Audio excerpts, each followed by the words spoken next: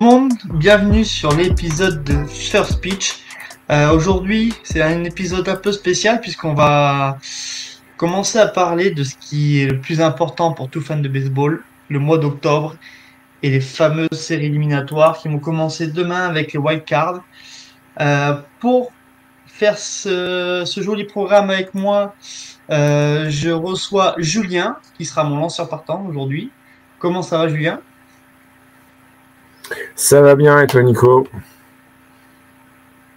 Ça va super, on arrive Ça au va, bon ça moment, va. donc tout est parfait.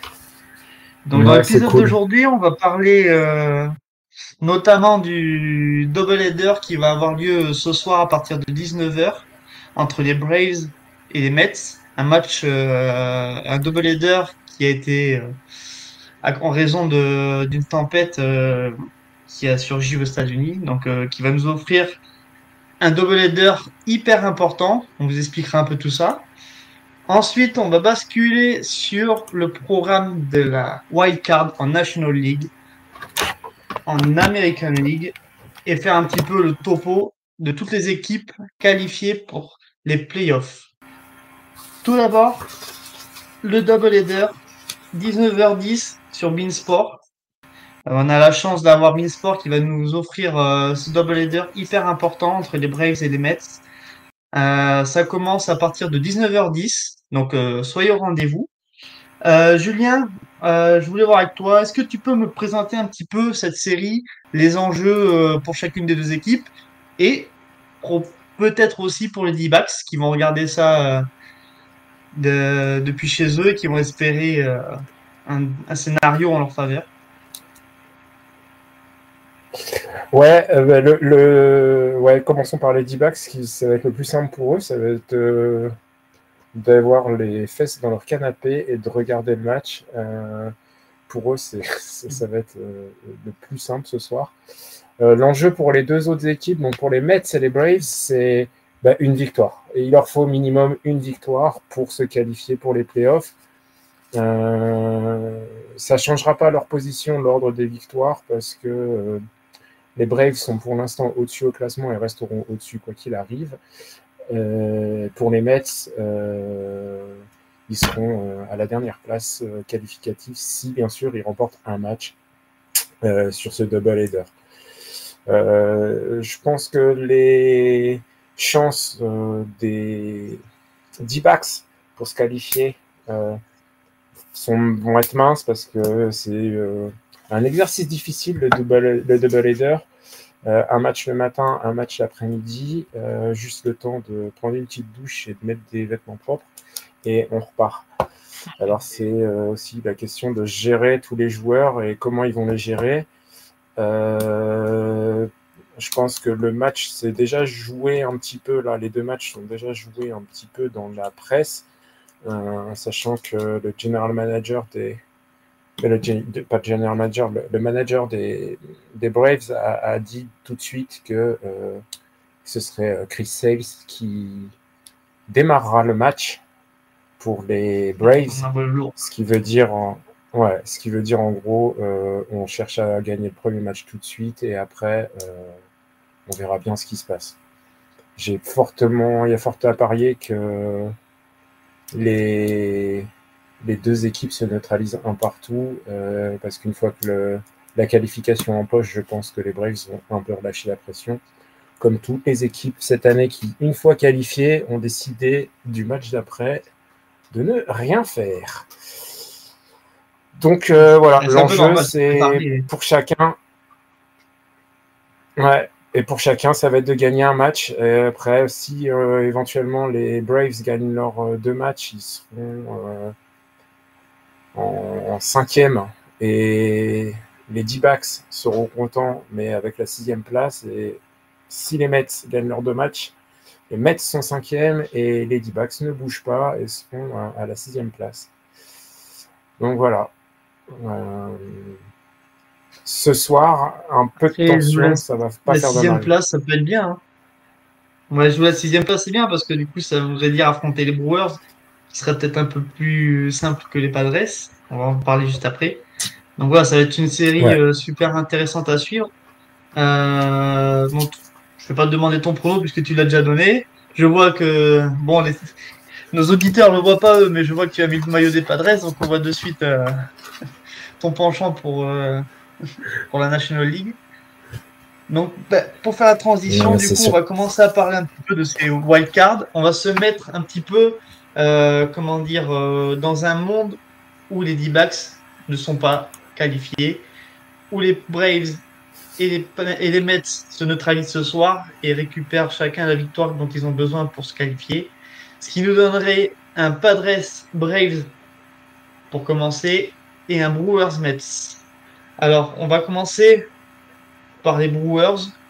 Euh, Est-ce que c'est peut-être pas l'équipe la plus facile à prendre? En plus, il n'y a pas Christian Yelich. Alors, est-ce que eux peuvent réussir quelque chose sans Christian Yelich? Et est-ce que c'est pas un peu l'équipe la plus simple à jouer durant cette post-season? Sur le papier, si. Et puis la dynamique, parce que ce qui est intéressant à voir sur les playoffs, c'est aussi la dynamique des équipes sur cette fin de saison. La dynamique pour les Brewers, elle est vraiment pas bonne. Ils ont mis un temps fou à... Enfin, elle est pas bonne. Disons qu'elle est mitigée.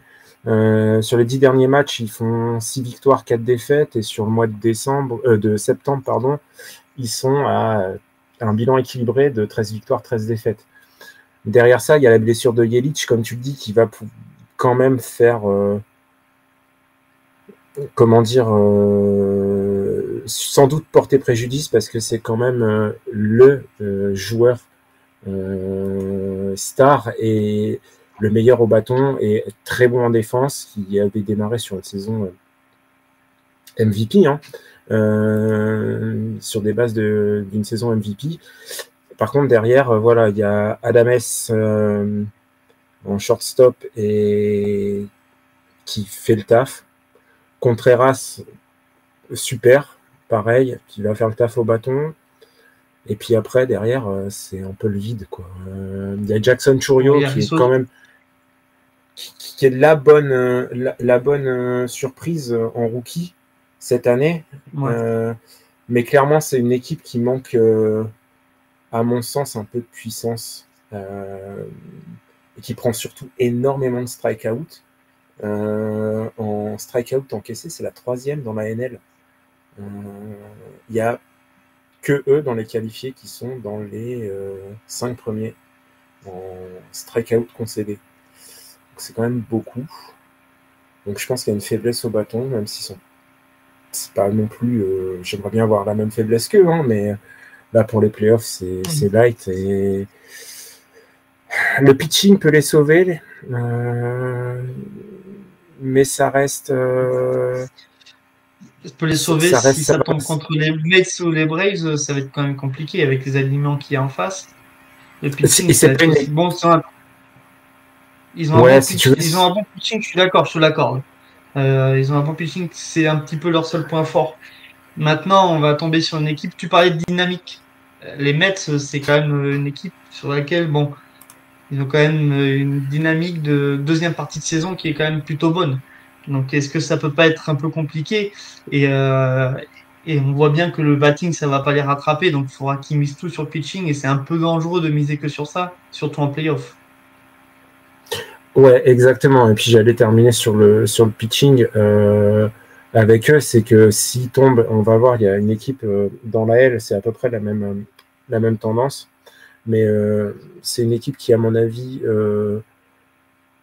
si elle tombe contre une équipe avec un slugging qui est vraiment haut, et les Mets ont l'un des meilleurs slugging de la ligue, ils vont pas y arriver, ça va être très compliqué déjà parce qu'en défense, leur outfield est privé de Yelich, et puis c'est bon, mais c'est pas excellent, quoi. Il n'y a pas de quoi être rassuré. Le starting, la rotation starting, elle est moyenne. Ce qui les sauve, c'est leur releveur. Et on sait qu'en playoff, les starters ont tendance à rester plus longtemps. Et voilà, ils ont 3 ou 4 releveurs qui sont pas mauvais cette année. Il y a Koenig, McGill et Hudson, je crois, qui sont pas mal avec des ERA qui sont en dessous des 2,50, mais ça fait 3 releveurs pour... voilà, on ne gère pas une post-season comme on gère une saison régulière. Si une saison régulière, on est sur un marathon, et là, on passe tout de suite, si on doit faire une analogie à l'athlétisme, à 1500 mètres. C'est-à-dire que si tu n'es pas dans le bon wagon tout de suite, n'espère pas gagner. Et je pense que surtout que là, ça se joue en 3 matchs, donc il faut être prêt de suite, quoi. C'est-à-dire qu'il n'y a pas même une défaite, et déjà, tu es à une défaite de sortir, quoi. Donc là, il n'y a pas le droit à l'erreur dès le départ. Donc ça va jouer aussi beaucoup sur les performances. Ils ont l'avantage du terrain sur le premier tour, là, donc, sur les wildcards, donc à voir. Mais je pense que ça va être difficile.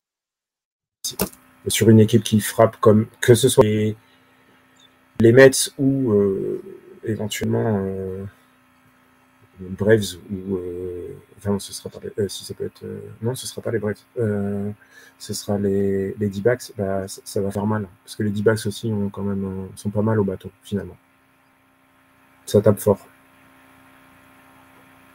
Oui, donc ce sera forcément, quoi qu'il arrive, très compliqué pour les Brewers d'espérer pouvoir faire quelque chose durant cette post-season ou de créer la surprise même. On sait qu'ils se qualifient parce qu'ils sont aussi dans une division qui est très faible, on va pas se le cacher. C'est un petit peu ce qui leur permet de régulièrement faire les post-season pour les dernières années. Donc on peut même pas dire que c'est une équipe qui arrive à font des bonnes saisons. On termine là, ils sont à 93 victoires, 69 défaites. C'est quand même une très bonne saison, on va pas se le cacher. Mais c'est comment dire, c'est une équipe dans une autre division. Je sais pas si elle arriverait à se qualifier en playoff. Donc c'est assez compliqué. Moi, je pense que c'est peut-être l'équipe. Ouais, et après. Bon, après. Et on peut avoir une surprise.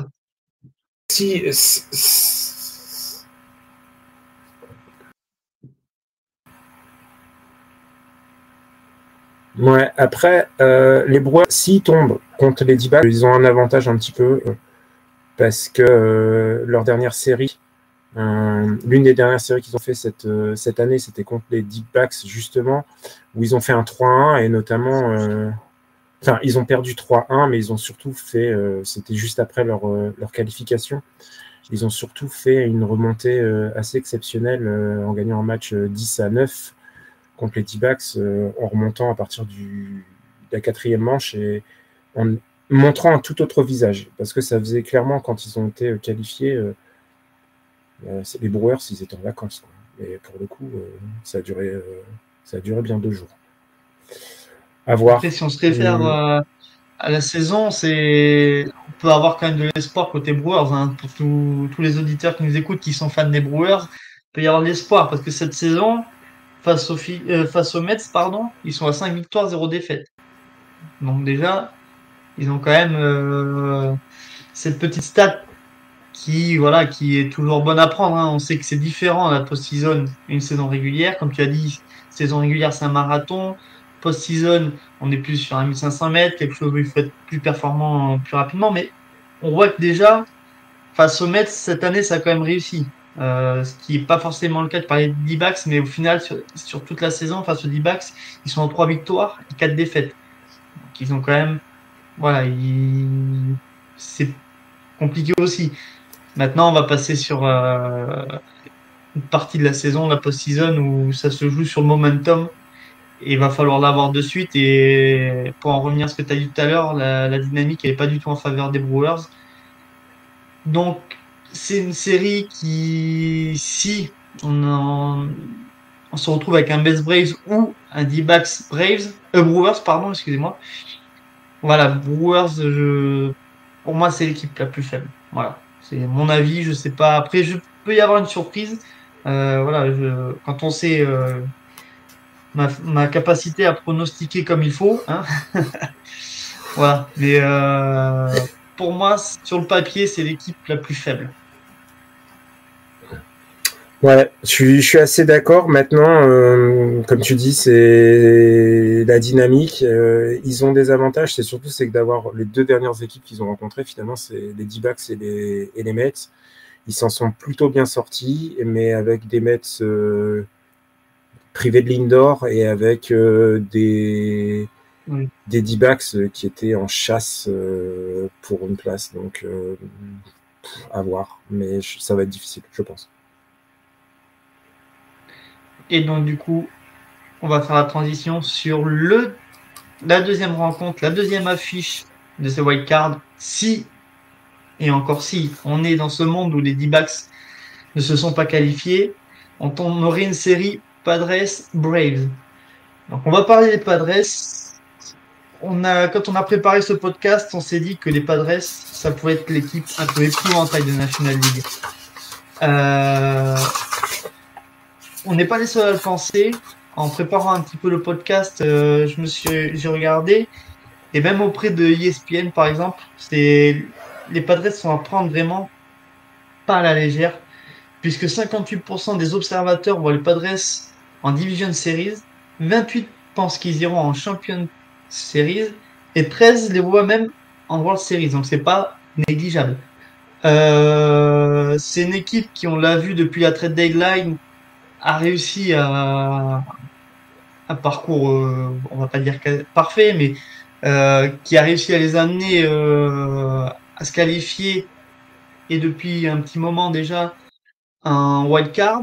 On a connu les Padres, comment dire, c'était l'équipe qui dépensait énormément sur le marché, qui tentait le tout pour gagner de suite. Ça n'a jamais marché. Ils ont décidé de changer de cap et de faire confiance à l'équipe qu'ils ont en laissant partir quand même des Juan Soto, Black Snell. Et on voit que ça a marché. Donc cette année, pour toi, les Padres, est-ce que ça peut être l'épouvantail de la National League, l'équipe à éviter absolument pour tout le monde? Je pense que oui, encore une fois, tout est question de dynamique. Ils terminent un mois de septembre avec une fiche de 16 victoires, 8 défaites. Bon, les 10 derniers matchs, c'était un peu moins ça, mais ça reste quand même sur 7 victoires, 3 défaites. 3 défaites notamment contre les Dodgers. Ils en prennent 2 contre les Dodgers. Et puis la dernière, hier soir, contre les D-backs, qui n'est pas révélatrice au final, mais parce qu'ils ont fait tourner l'effectif et du coup, c'est peut-être pas une référence. Je vais commencer par le pitching. Le pitching, il est solide sans être exceptionnel. L'ERA, elle est à 3,86, c'est pas mauvais pour une ERA globale. Darvish, Musgrave, 6 en starter, plus King, je crois, on peut rajouter, qui sont à peu près. Voilà, tu changes un pour l'autre. Peut-être Darvish a peut-être un peu plus de présence sur le monticule, mais sinon, en termes de statistiques, cette année, c'est à peu près équivalent. Et puis, les releveurs derrière, ils ont 3 bons releveurs qui sont bien corrects, et puis après, ça fait le taf, quoi. Mais c'est surtout, moi, je pense, c'est leur line-up, en fait, qui peut être dévastateur si tout le monde est en forme, et je pense qu'ils sont... il y a une grosse blessure. Et moi, je l'ai noté en préparant le podcast, c'est leur point faible dans leur line-up, c'est le shortstop. Parce qu'aujourd'hui, c'est Kim qui récemment s'est fait opérer de l'épaule et donc out pour tout le reste de la saison. Shortstop et au catch. Je reviendrai sur le catch après, mais du coup, ils ont dû composer en fait leur line-up avec Solano et Arez, en remettant Cronenworth aussi en seconde base, ou en shortstop. Et en shortstop, pardon, c'est Bogart qui a glissé en shortstop. Le problème, c'est qu'ils n'ont pas de DH, en fait. Je pense que ça, c'est un gros problème, parce que du coup, c'est Arez qui est obligé d'aller en DH, et se priver d'Arez en défense, en seconde base, par exemple, en laissant, pourquoi pas Solano en DH et Cronenworth qui est en première base au départ, ne pourrait pas être une solution. Finalement, je pense que la meilleure solution qu'ils ont trouvée actuellement, c'est de mettre Arez en DH, Solano de le laisser en première, Cronenworth en 2 et Bogarts en shortstop. En troisième, il n'y a pas de problème. Il y a Manny Machado. Je ne vois pas qui mettre d'autres. Et ce serait un peu dommage d'aller voir ailleurs. L'outfield, je ne vais pas revenir dessus, mais c'est leur gros point fort, que ce soit défensif ou au bâton. Profar, Jackson Merrill, super rookie, et Tatis Junior, la superstar de l'équipe. Enfin voilà. Un autre point, c'est pourquoi pas refaire redescendre Tatis en shortstop et aller mettre J'allais te le un dire. autre joueur dans l'outfield. Ouais, tout est possible, mais je pense que la meilleure solution, quand tu regardes les batting average de l'équipe et l'OBP, la solution actuelle est la moins pire, on va dire. C'est au catch où il y a un gros souci, c'est qu'on a des joueurs hyper puissants, Diaz et Higashioka, qui n'ont pas des averages très très bonnes, hein, finalement. Diaz, je crois que il est à 190 et Higashioka est à 200, 220. Par contre, ils ont un gros slugging. C'est des joueurs qui sont puissants au bâton, mais qui swingent beaucoup dans le vide aussi. Donc, Diaz, moi en average, je suis à 26,5 sur la saison. Sur la saison, moi je l'avais noté à 9. Bon, allez, on va sur lui le système accorder LB, me mettre. Ouais, le bénéfice du doute. le bénéfice Non, voilà, du non, je doute. suis Ouais. d'accord. Après, Après, ce sera peut-être. Après, c'est des joueurs que tu mets en fond d'alignement. Donc, je pense qu'ils ont quand même un line-up assez solide. S'ils ont, ne serait-ce, si c'est juste au niveau du catch, où ça peut coincer au niveau du bâton, c'est pas super alarmant, on va dire. Ils peuvent faire sans avoir un Non, joueur. S'ils ont un joueur, comme tu dis, bon, bah, s'il a 20 ou s'il a 19, tu vois, c'est bon. Ils peuvent composer avec. C'est défensivement qu'il faudra compter sur les c'est pas catchs. tant le line qui Et pose problème. ouais, parce que sur le line-up, voilà, c'est Après, c'est pas. ça, ils Si sont bons t'as défensivement. un joueur qui a pas une bonne moyenne au bâton, c'est pas forcément très grave. Ça va être sur la défense qu'il faut voir. C'est ça, c'est ça. Je pense que là, actuellement, il y a peut-être. Là, sur les derniers matchs, c'est Diaz qui a qui a joué. Est-ce que ça va être la configuration playoff? Je sais pas. Je suis pas non plus trop inquiet pour eux. Hein. C'est parce qu'il faut trouver un point faible. Hein. Voilà, mais sinon, Ouais, je pense voilà, c'est que pas. Parce qu'Higashioka, c'est quand même un catch qui a réussi quand même des choses à New York. Alors il a pas marqué non plus l'histoire de New York, mais il a quand même un gant solide. Euh, il a de l'expérience. Donc, ouais, bon, on va dire que c'est pas forcément le catch référence en MLB, mais le taf, je pense qu'il le fera quand même. Je suis pas hyper inquiet non plus. ouais, puis il drive bien ses pitchers, donc je pense que c'est aussi pour ça qu'il le laisse. Hein. Donc pour moi, pour les Padres, ouais, pour revenir là-dessus, je pense que vu le line-up et le pitching solide, on reviendra sur d'autres équipes dans la NL après, mais notamment les Dodgers, je pense que c'est le gros avantage qu'ils ont, et puis la dynamique. Ils font une fin de saison quand même, un mois d'août et de septembre vraiment super, et ça se les prendre là à l'heure actuelle, même à domicile, c'est pas un cadeau. Hein. Est-ce que c'est pas un petit peu le même parcours que les Phillies il y a 2 ans, tu vois, qui était un petit peu mi-saison, vraiment, on va dire en galère. Ouais, on va dire en galère. Ils s'étaient séparés de leur entraîneur. Rob Thompson était venu sur le banc et après ils avaient fait la deuxième partie de saison qu'on connaît.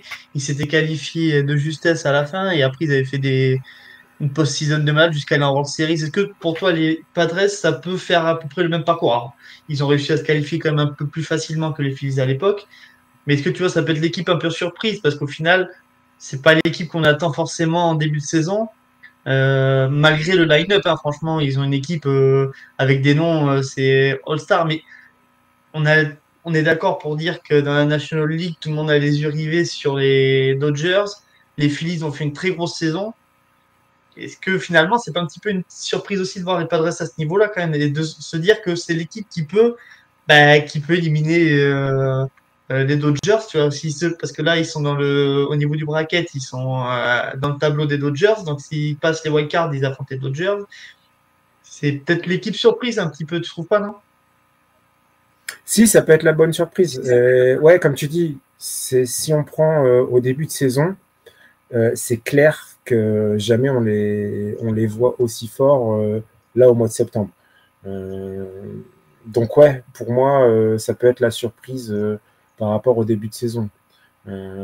Et c'est jouable en plus contre les Dodgers, je pense, en 5 matchs. C'est possible. C'est possible. En 3 matchs, j'aurais été un peu plus sceptique, mais en 5, ouais, ça peut passer. Cette année, face aux Dodgers, ils sont à 8 victoires, 3 défaites. Donc voilà, ils ont réussi à dompter la bête Dodgers. Alors bon, on va dire les Dodgers, ils ont eu quand même pas mal de blessés aussi.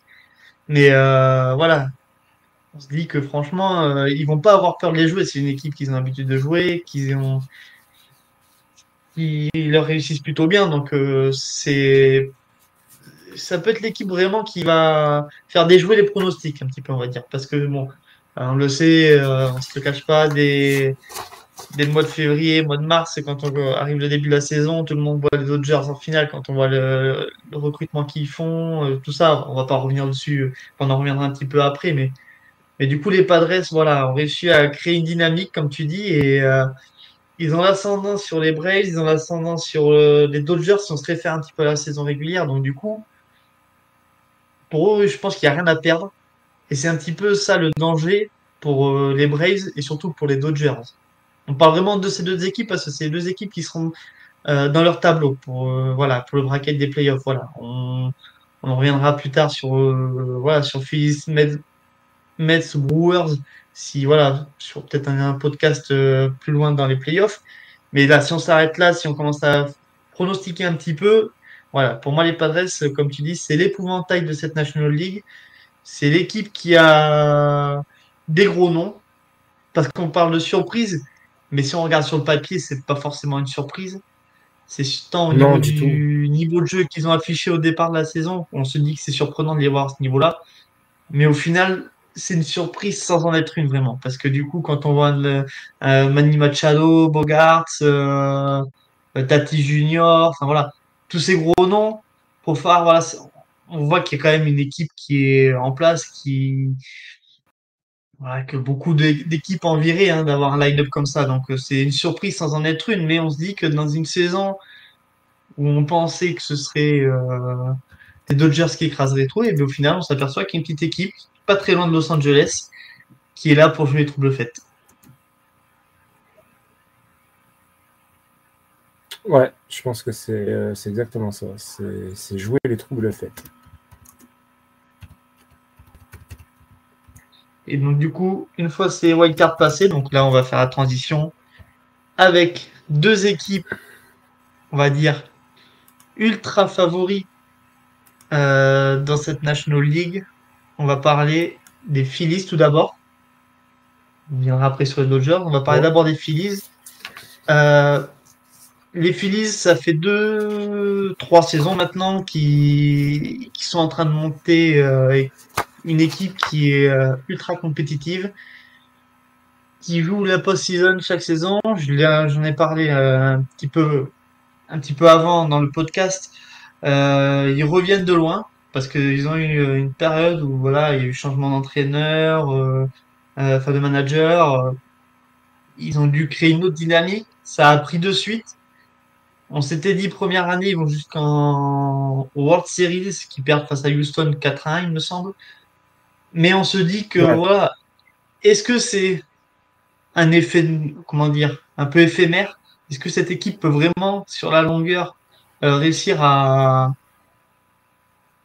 continuer à faire ce genre de performance chaque saison? Et ils ont confirmé la saison dernière en revenant et en allant jusqu'en Champions Series, il me semble. Cette année, C'est ils ça. finissent premiers de leur division.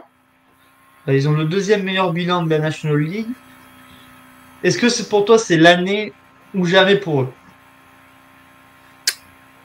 Je pense que ouais, c'est un peu ça. C'est l'année où c'est maintenant ou jamais, quoi.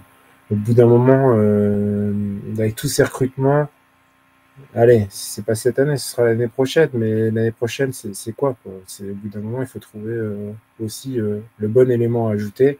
Et là, actuellement, l'équipe, tu regardes le line-up, il est juste monstrueux.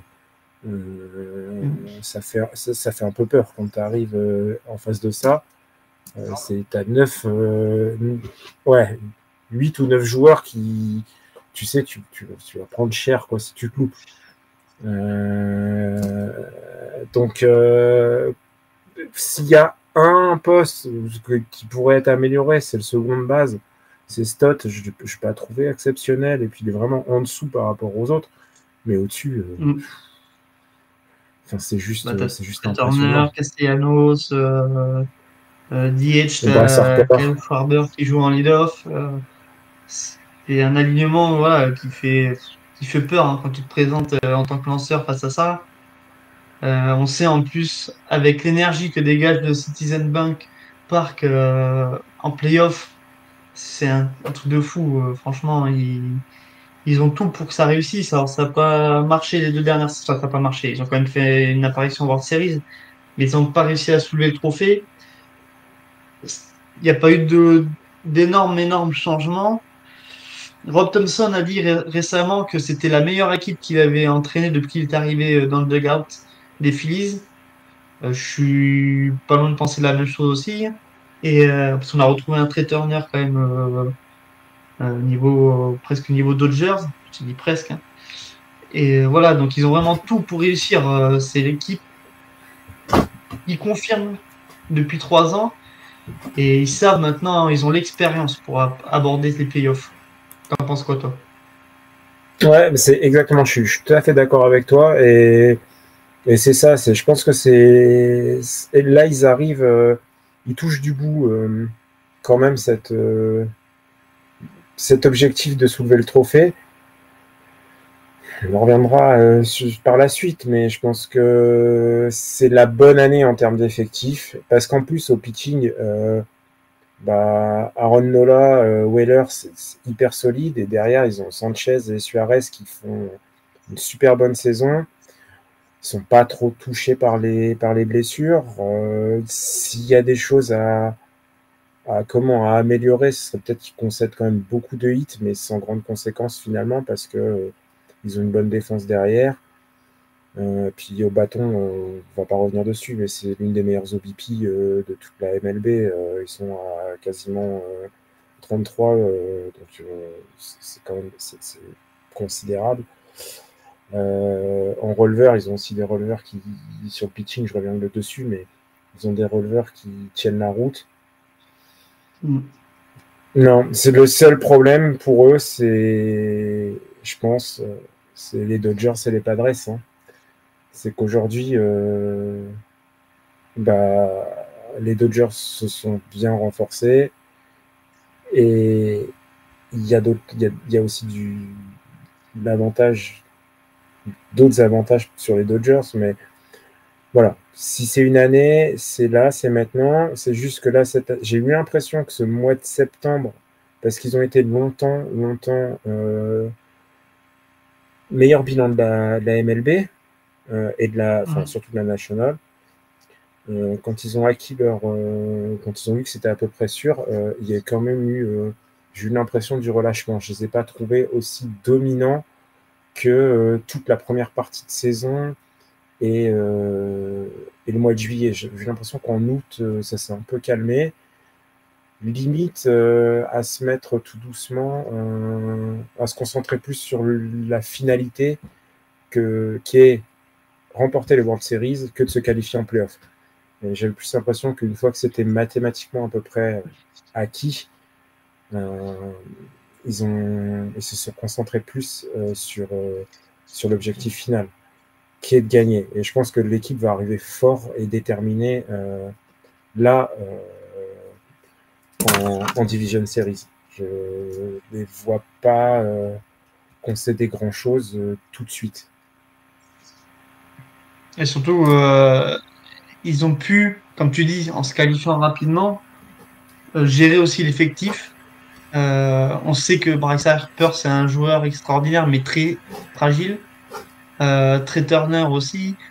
Ils ont réussi quand même à faire en sorte d'arriver pour les playoffs avec l'équipe au complet, avec leurs forces.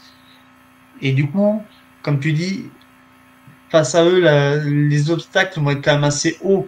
On a parlé des Padres avant, du coup, on va faire la transition. On va parler sur l'autre ultra favori de la National League, les Los Angeles Dodgers. Voilà, on va pas refaire le point de leur intersaison, de tout ce qui s'est passé. Ils ont construit une équipe pour gagner. Ça, c'est voilà, je pense que tout le monde est d'accord pour dire que cette année, une élimination avant les World Series, ce serait un échec.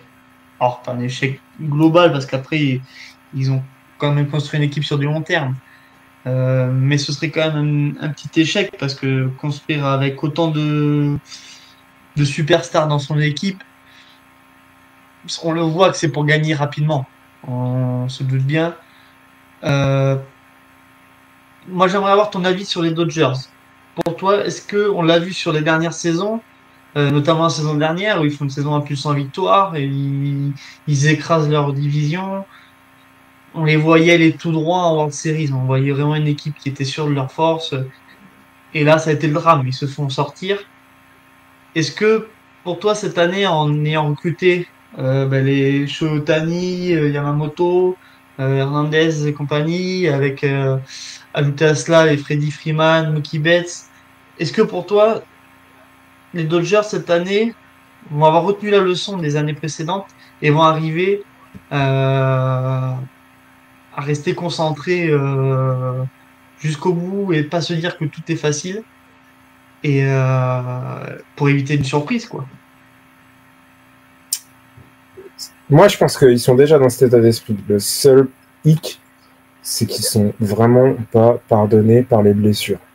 Est-ce que tu sais combien il y a eu de joueurs qui ont débuté, de pitchers qui ont débuté un match pour les Dodgers? Le nombre de joueurs. J'ai pas regardé la stat, celle-là, je l'ai pas, si tu l'as. Attends, elle va être impressionnante. 17. Il y a 17 starters cette année qui ont commencé un match pour les Dodgers. Il y a eu les C'est blessures énorme. de Glasnow, la blessure de Kershaw, la blessure de Yamamoto. Flaherty Ouais, aussi qui c'est s'est compliqué. blessé. Flaherty, Les bons ouais. moves, les bons moves qu'ils ont fait, c'est quand même de récupérer Flaherty à la trade deadline, même s'il s'est blessé, mais ça a été, c'est le bon start. Dave Rogers, d'ailleurs, il a donné sa starting rotation pour les playoffs. Ça va être Yamamoto, Buehler, Flaherty et Knack. C'est du solide quand même. Donc C'est du il y solide. aura pas de Shohei alors, puisqu'on en avait parlé récemment, ça a été un petit peu soumis l'idée de mettre Shohei en post-season. Du coup, non, ils prendront pas ce risque-là. Moi, je pense pas. Alors, moi, à voir, mais je pense pas. De toute façon, Shohei, actuellement, il est vraiment. Enfin, je regardais en préparant donc un peu les stats. L'OPS, il y a 5 joueurs. Ouais, 5 joueurs avec un OPS supérieur à 800 chez les Dodgers. Et après, en dessous, il y en a 4 à 700. C'est juste impressionnant. Ça veut dire que ça frappe, ça va sur base. Sans compter Otani, je ne le mets pas dedans parce que lui, il est à 1000 et les brouettes. C'est juste impressionnant. Quoi. La question, c'est Freeman qui s'est blessé récemment. Est-ce qu'il sera apte alors, pour le premier match? C'est la grosse question. Il doit revenir. Ouais. Alors, premier match, je sais pas, mais il doit revenir pour les Division Series. C'est ce qu'a annoncé Dave Roberts. Il s'était blessé à la cheville droite la semaine dernière contre les Padres. Ouais. Il a été préservé contre Colorado, ce qui est tout à fait normal. Mais apparemment, il sera bien présent sur la Division Series. Premier match, je sais pas. Ils n'ont pas donné non plus de date précise. Mais s'ils disent voilà, retour pour la Division Series, c'est qu'à mon avis, c'est pas hyper grave et qu'on devrait bien le revoir sur dès le premier match. Après, Ouais. ils ont été pas mal touchés par blessure. Ils ont des retours quand même. Il y a Miguel Rojas. En creux-lever, il y a Tony Gontolin, voilà, qui a subi une opération Tommy John, mais qui a relancé ce mois-ci en mineur et qui pourrait, en cas de besoin, faire un retour dans l'enclos des Dodgers pour la post-season. Yamamoto, lui, est revenu, a lancé aussi, il me semble que c'est hier d'ailleurs, contre Exact. les Padres, Avant-hier. hier ou avant-hier, avant-hier, voilà. Donc il a relancé, donc on sait qu'il sera là. Donc tu l'as dit en plus, voilà, il est dans l'alignement, enfin dans la rotation. Tyler Glasnow, par contre, ça va être la grosse déception, du coup, le fait de pas.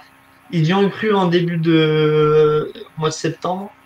Euh, ils ont ils y ont cru, ils l'ont fait lancer dans un match un petit peu, enfin, situation de match, simulation de match, on va dire, en entraînement. Et là, il a ressenti encore des douleurs. Du coup, ils ont refait des examens. Ils se sont aperçus voilà, qu'il avait une foulure au niveau du coude. Ça va prendre encore plus de temps du coup pour s'en remettre. Donc, il sera absent de toute la post-season. Donc, ça, c'est quand même une grosse perte, je pense, pour la rotation. Donc, voilà. Mais après, offensivement, puis ils ont les Mais armes, franchement, pour rivaliser avec tout le monde. Donc, le pitching, ça excuse-moi va de vraiment. te.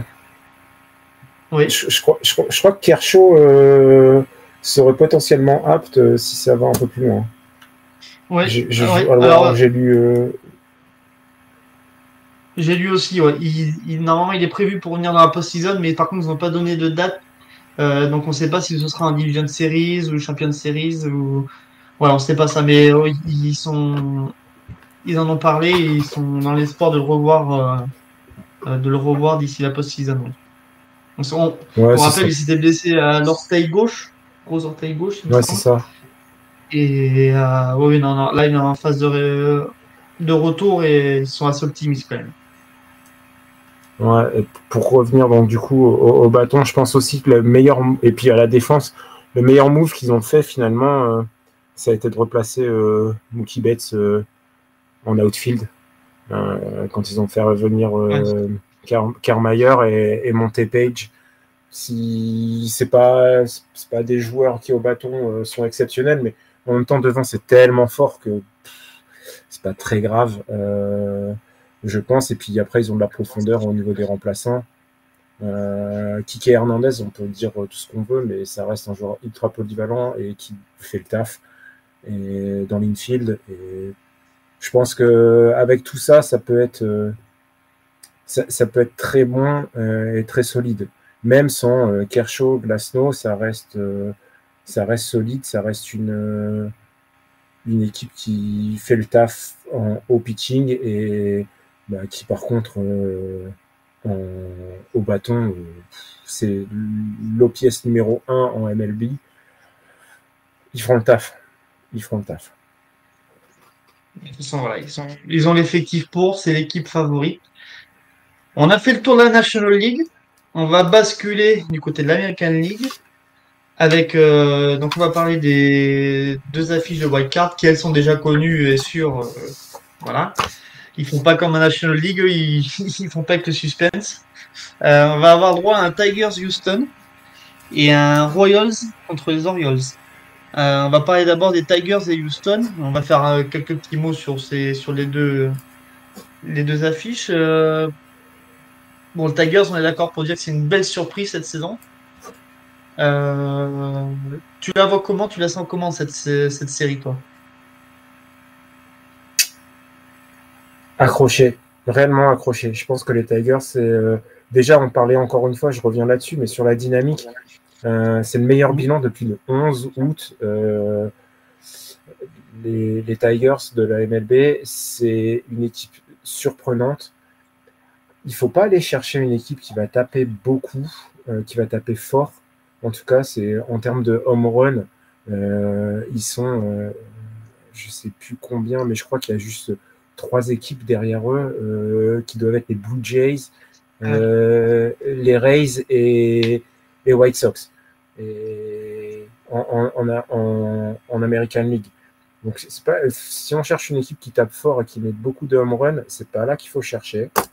Par contre, ce qui est étonnant, c'est que c'est l'équipe qui frappe le plus de triples dans toute la MLB avec 47, ce qui est énorme parce que le suivant est à 37, je crois, derrière.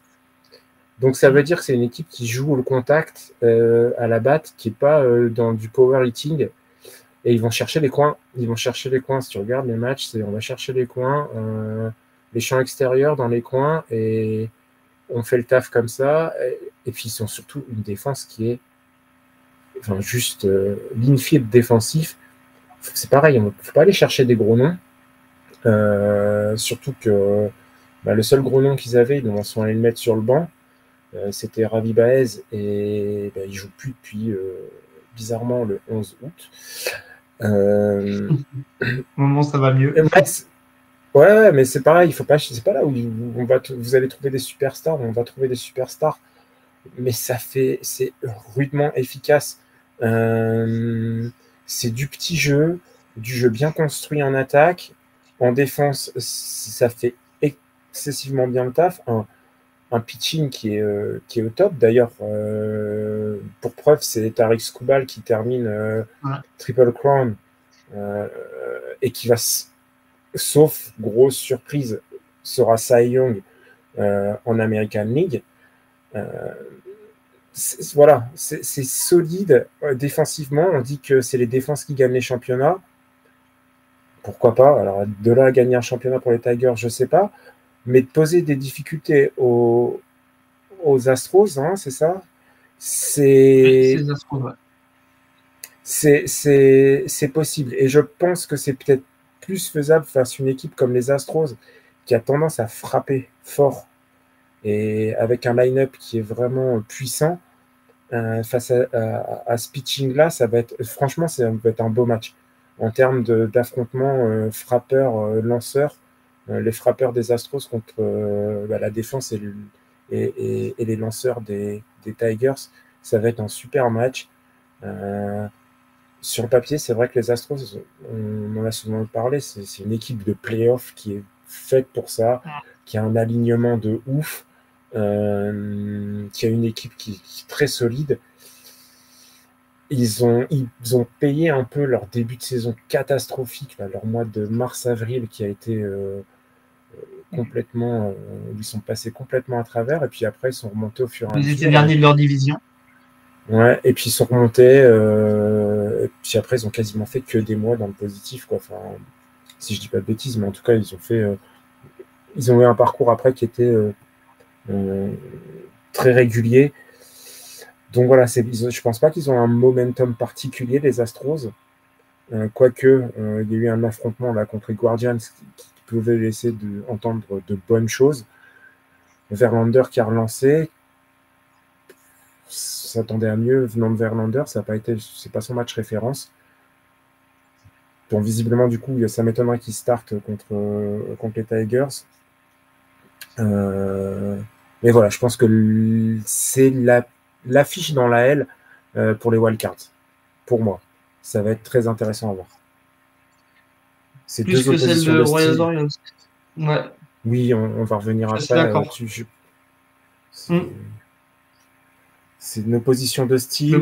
Il y a tout pour faire un beau match. Je suis assez d'accord. Moi, je crois beaucoup. Comment dire, c'est vraiment une équipe, moi, les Astros, que j'ai toujours trouvé, et j'ai beaucoup comparé un petit peu avec ce qui se faisait en NBA, j'en avais parlé la dernière aussi, avec les Warriors, l'époque où ils ont réussi à faire à gagner des titres et tout, c'était que pas une équipe qui forcément en saison régulière va impressionner tout le monde. C'est pas une équipe qui va te faire des saisons records, des saisons à 100 victoires, des choses comme ça. Mais c'est une équipe qui a toujours construit en fait sa saison pour arriver au top en octobre. Et ils ont cette capacité-là en fait à switcher au bout d'un moment dans la saison, à se dire c'est bon, là maintenant on est lancé, on y va, et c'est tout droit. Et ils l'ont encore fait cette année. Voilà, ils sont partis de très très loin, même de plus loin que d'habitude. Ils arrivent pleine bourre, ils ont l'expérience. Maintenant, je suis d'accord pour dire que ça va être quand même très très serré. Et j'aimerais que ce soit serré parce que ce serait Voilà, ce serait bien pour lancer ces playoffs d'avoir une belle série entre ces deux-là. Mais euh, ouais, j'ai envie de dire avantage Tigers par rapport à Dynamic, comme tu dis, par rapport à Scribble, par rapport à tout ça. Il y a ce côté un petit peu effet de surprise qui me plaît beaucoup dans ces Tigers. C'est pas des noms ronflants, voilà, c'est pas des All-Stars, on le sait, on sait leur jeu. Mais c'est une équipe qui a tellement galéré ces dernières années qu'il a réussi à trouver la recette, les ingrédients pour la recette parfaite. Du moins parfaite à leur niveau, hein, j'entends, hein, c'est pas parfait, parfait, mais qui leur a permis d'arriver là où ils en sont et de pouvoir jouer les wildcards. Ils tombent contre un gros morceau avec l'expérience. Maintenant, c'est une opposition de style, comme tu l'as dit. Ça va être très intéressant à voir. Euh, Moi, je suis,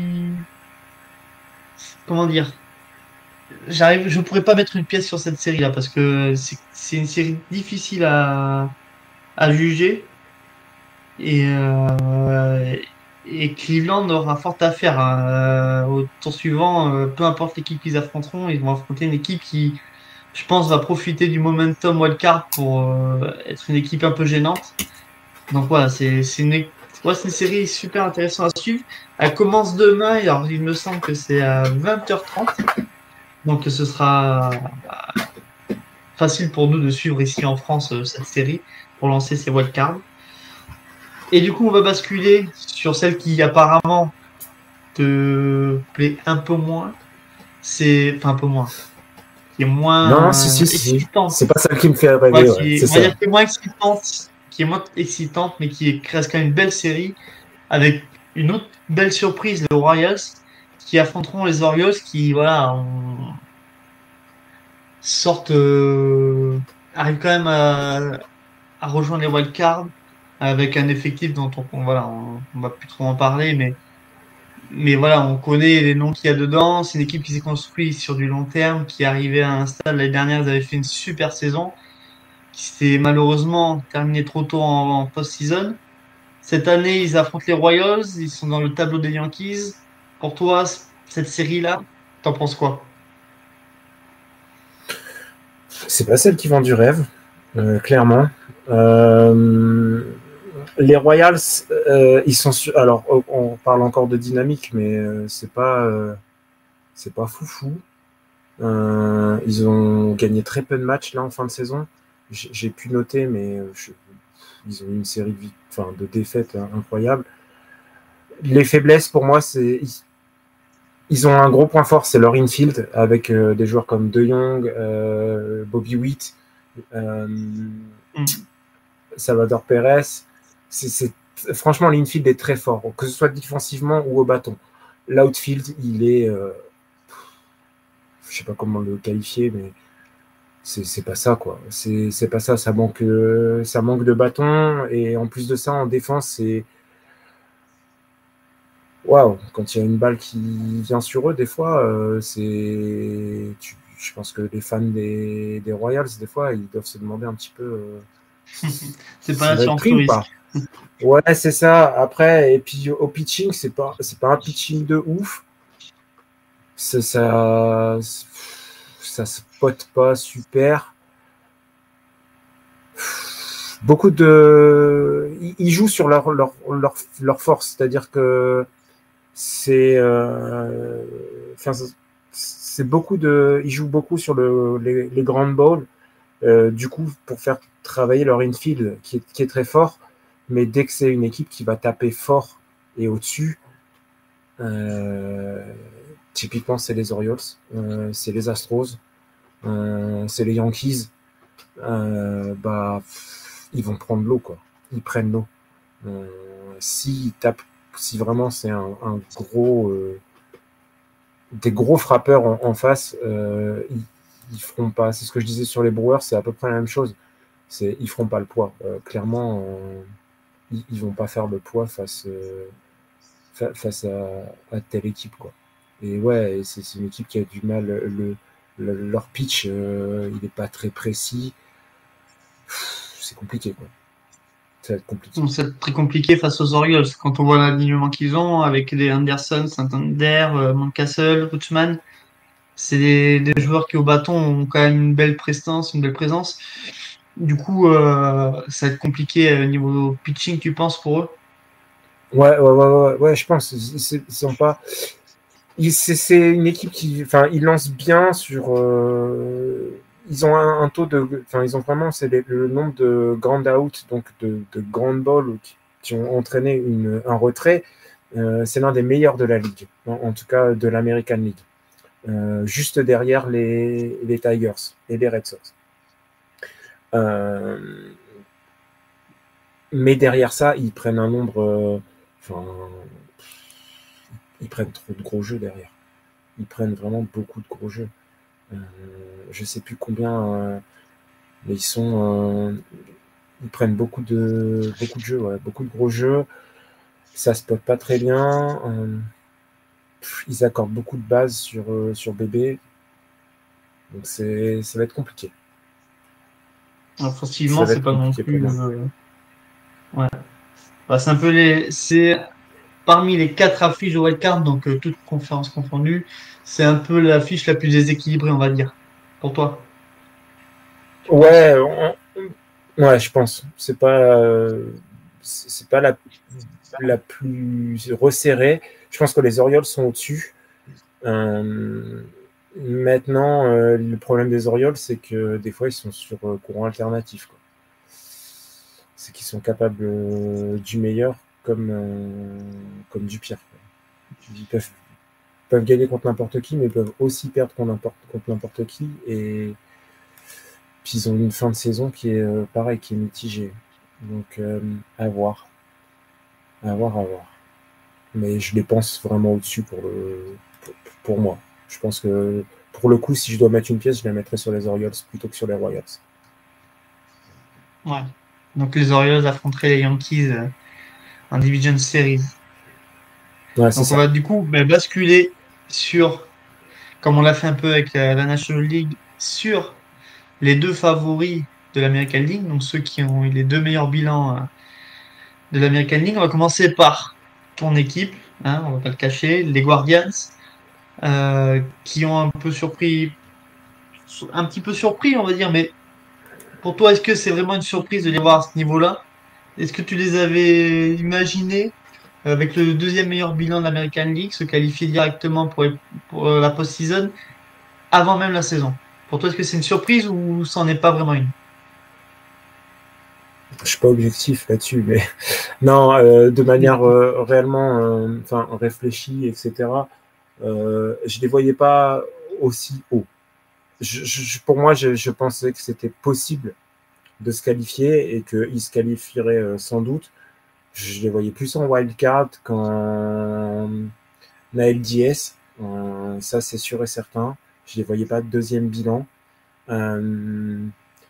C'est une équipe qui me plaît beaucoup, qui, au fur et à mesure de la saison, en fait, surtout, on fait un bon démarrage, ce qui fait qu'aujourd'hui, ils ont eu une période de creux qui s'est pas finalement, qui n'a pas eu beaucoup de répercussions.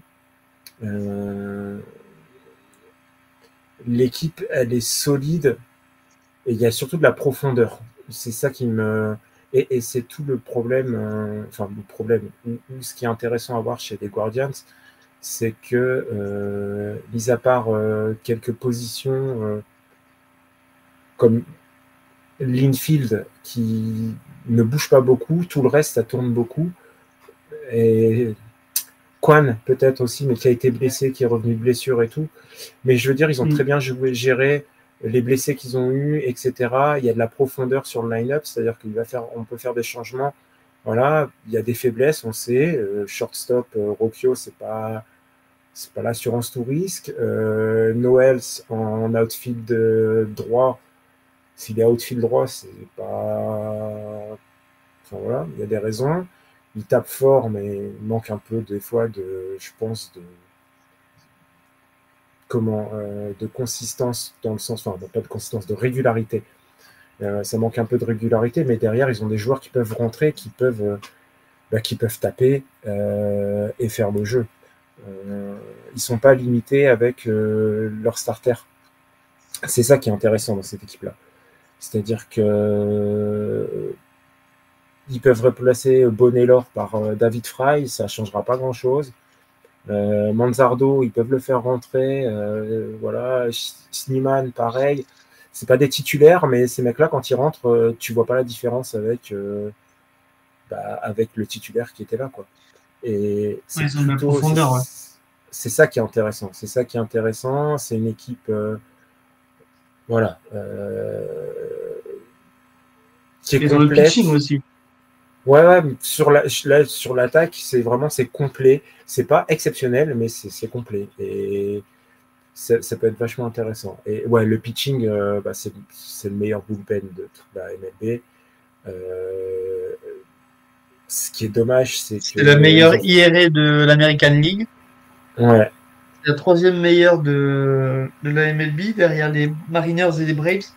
Donc il y a quand même, c'est solide, quoi. C'est équilibré. L'attaque défense est équilibrée. Il y a un excellent pitching. Voilà, comme tu t'en as parlé très bien de l'attaque. Niveau du pitching, c'est pareil. Je pense qu'ils sont assez sûrs de leur force. Moi, si j'ai un point, une faiblesse, c'est la starting rotation, c'est tout. C'est que la perte d'Alex Cobb qu'ils ont fait venir, c'est juste ça a plombé, quoi. Parce que du coup, ils tournent avec un très bon starter, et puis après derrière, on fait surtout tourner le bullpen, et puis on se remet à Emmanuel Classé pour la fin, quoi. Mais bon, comment on va faire tourner son effectif vote, c'est la grande question. Je pense que ce qu'il a prouvé pendant la saison, c'est bien. Maintenant, comment il va gérer, on l'a dit, il va gérer un marathon correctement, enfin de manière très bonne. Comment il va gérer une 1500 mètres? Et là, c'est quelques interrogations. D'accord, donc ça reste quand même. Il y a quelques petits points d'interrogation, mais quand même pas mal de certitudes à l'approche post-season.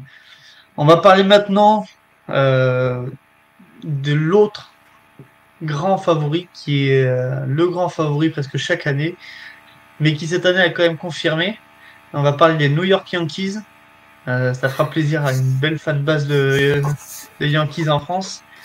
Pour toi, est-ce que ça peut être la bonne année pour eux? On sait que ça fait un moment qu'ils courent après. Ils ont construit.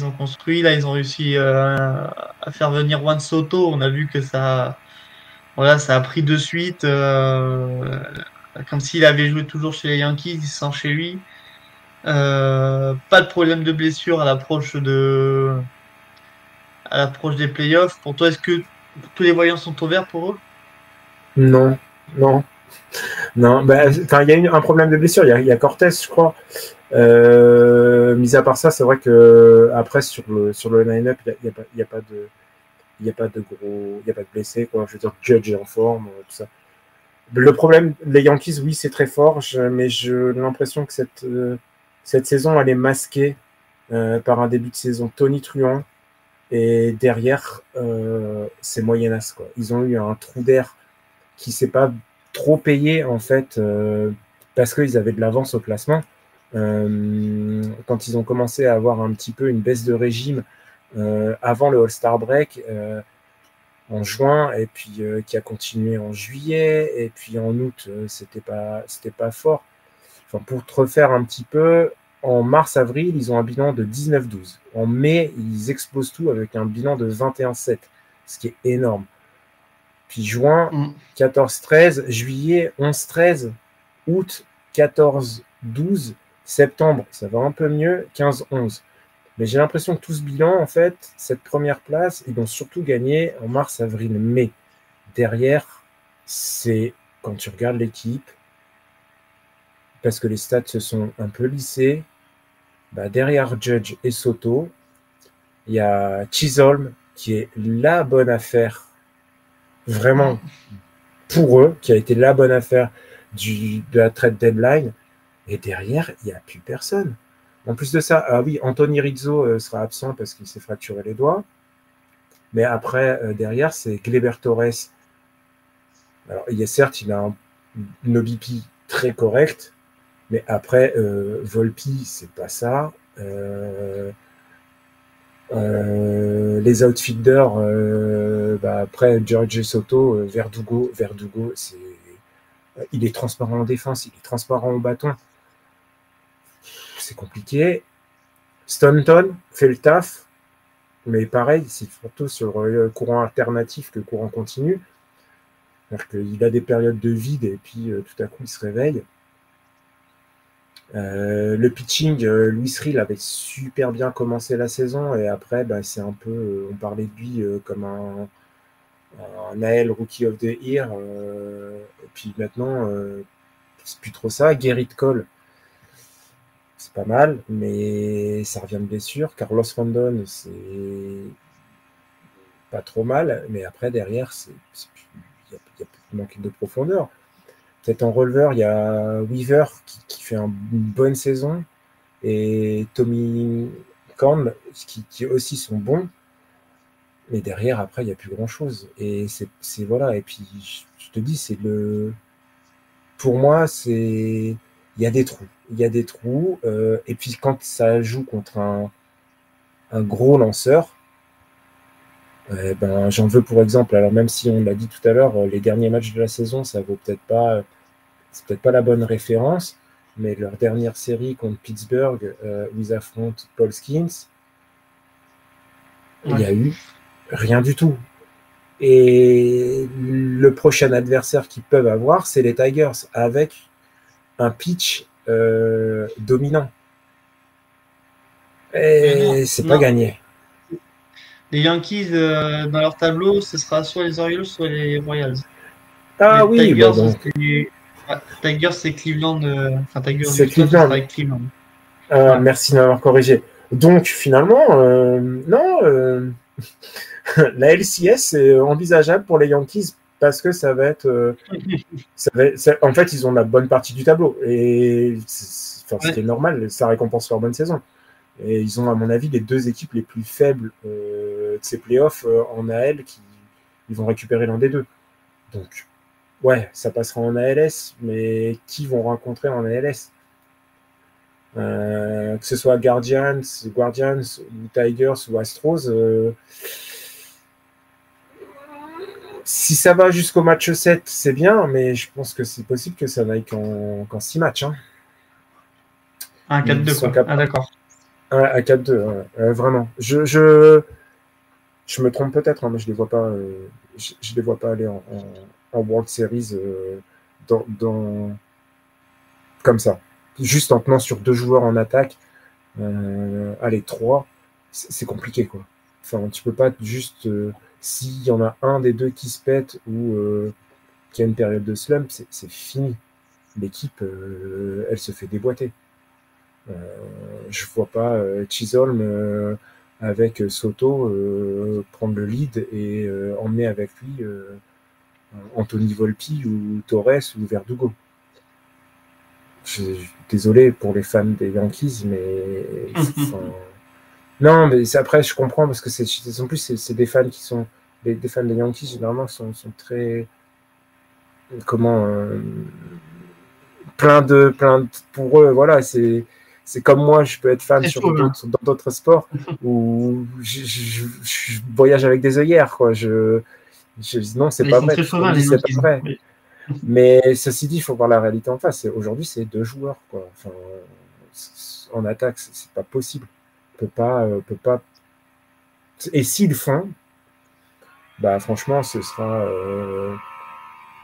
Judge et Soto MVP, quoi. Co-MVP. Est-ce qu'on a déjà vu ça en World Series, co-MVP des World Series? Je sais pas. Il faut se renseigner, oui. Donc du coup, ce sera l'American League, c'est quand même assez ouvert. Alors, si on t'écoute, parce que bon, on peut se retrouver avec des Tigers qui peuvent battre les Astros, les Cleveland, parce aux Tigers, ça peut être compliqué. Les Yankees, c'est pas non plus l'équipe, comment dire, qui peut tout écraser en American League. Donc, du coup, ouais, ça reste très ouvert selon toi durant cette post-season, plus qu'en National League. Où on Plus a quand qu'en même deux National League, mastodontes, ouais. les Dodgers, Phillies. Bah ouais, plus qu'en National League. En National League, c'est hyper serré. En... moi, alors tu vois, tu es fan des Guardians, je te dirais que il y a une chance pour les Guardians si c'est les Tigers, parce que c'est du jeu qui se ressemble et finalement, il y a peut-être moyen de faire quelque chose. Si on tombe contre les Astros, on ne passera pas, clairement. Et de l'autre côté, ce sera sans doute Orioles et après Yankees qui gagnent face aux Orioles. Et derrière, après, je pense que les Yankees face aux Astros l'auront pas et les Yankees face aux Tigers, je pense que les Tigers passeraient. Et ça, ce serait la surprise de dingue. Et pour répondre à ta question, il y a déjà eu des co-MVP. Randy Johnson et Kurt Schilling aux Arizona Diamondbacks en 2001. D'accord. Et c'est les seuls cas. Donc on pourrait avoir un passe, un Juan Soto, Aaron Judge co-MVP. Mais généralement, c'est un lanceur et un joueur de champ. Mais... pourquoi pas? C'est ça va être compliqué. Donc, du coup, pour clôturer ce podcast preview un petit peu de cette post-season, je vais te demander un petit prono, World Series, l'affiche et le résultat. World Series. Ouais. Si je reste sur ce que j'ai dit, ça va dépendre. Ouais, allez, je vais prendre des risques. Je dirais un Tigers Phillies et Phillies en 4-2. D'accord, c'est noté. Moi, je dirais, je vois bien les Phillies aussi et les Astros. Parce que c'est une équipe, je sais pas, elle a ce truc-là en playoff qui s'explique pas en fait. Donc moi, Ouais, je bon choix. mettrais les résultats, je pense, je mettrais un petit 4-3 pour le plaisir. 4-3 Phillies. Avec un match 7 au Citizens Bank Park et avec le feu et à louper sous aucun prétexte, quoi. C'est un bon choix. Je pense que si j'avais donné les Astros gagnants, ça aurait été soit ça. Je pense que ça aurait été ça aussi. Astros Phillies, je suis assez d'accord. Mais je reste sur mon Tigers Phillies. Allez, soyons fous. Allez, soyons fous, mettons une pièce sur ça. Et ben c'est terminé pour nous aujourd'hui. Merci de nous avoir écoutés. Merci à toi Julien pour ton intervention. On a essayé de faire court, De mais ça fait rien. quand même plus d'une heure, 1h12. On se retrouve assez vite avec The First Pitch pour essayer de suivre au mieux cette post-season qui s'annonce excitante avec des affiches alléchantes et qui commenceront demain. Donc soyez au rendez-vous. En attendant, vous pourrez retrouver la preview de l'American League que Jérémy a écrit très généreusement. Il nous a offert ça ce matin pour la lecture. Et moi, je vais tâcher de faire au plus vite en espérant avoir vite une réponse après la fiche de ce soir en double header des Brave Mets. J'attends depuis une semaine de pouvoir compléter ma preview et j'attends après eux. Mais elle sera disponible demain. Donc voilà, pour préparer au mieux cette post-season, vous aurez le podcast, 2 articles preview. Et ensuite, nous vous tiendrons informés en temps et en heure tous les jours des informations de cette post-season pour que vous puissiez la vivre de plus près et au mieux. Sur ce, bonne journée Julien, bonne écoute à nos auditeurs salut. Et à très bientôt.